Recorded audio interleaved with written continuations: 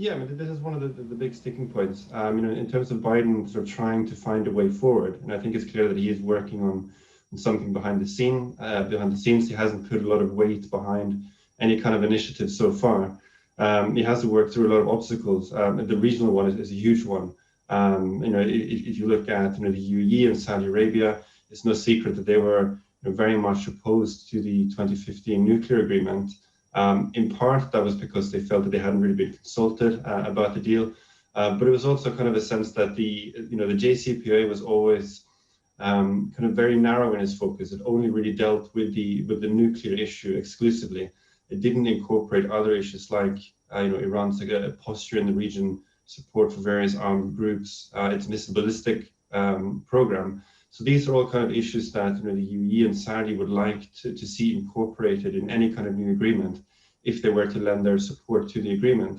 Now, Biden has said that he would take a more consultative approach this time and consult the UAE and Saudi Arabia as part of negotiations with Iran. But the dilemma that presents to him is that if he tries to incorporate these sort of additional expectations, then securing a deal is going to become more difficult. Essentially asking more from Iran. The risk is if he decides to leave the UAE and Saudi Arabia out again, then there is the danger, the same risk that Obama faced of alienating some of the US's key regional allies. So it's one of the kind of probably trickiest issues that Biden will have to navigate, alongside pressure from hardliners, in Iran and opposition in the US Congress as well. Absolutely, and it's fascinating because regional allies are saying that they desperately want a seat at that negotiation table when it comes to the future of the Iran deal. You're right, countries like Saudi Arabia and the UAE expect to have their voices heard. In your opinion, do you think the Biden administration is going to be willing to listen to those opinions, and how do you think that collaboration is going to look moving forward?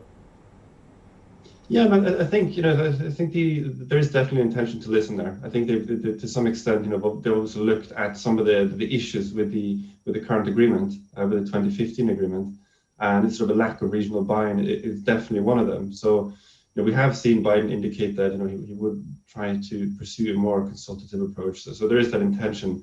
Whether or not it's sort of practical is another matter. I mean, the regional issue isn't the only one. It's only one among sort of 4 or 5 other big obstacles to a deal. So kind of the main problem for Biden is to kind of, in terms of his political capital, how much political capital does he want to spend on this deal? And there's various factors that are going to increase that cost. One, of course, is, the fact that the JCPOA is still a very controversial deal in the US and Congress. We have very tight margins in the Senate. Biden has a lot on his agenda. So he has to really make a decision about how much of a priority this deal should be. So in terms of kind of getting allies on board, that is an additional complicating factor for him that makes a deal concluding much more difficult. So it's a very tricky situation, either way, whether you look at it from the US side or from the Iranian side.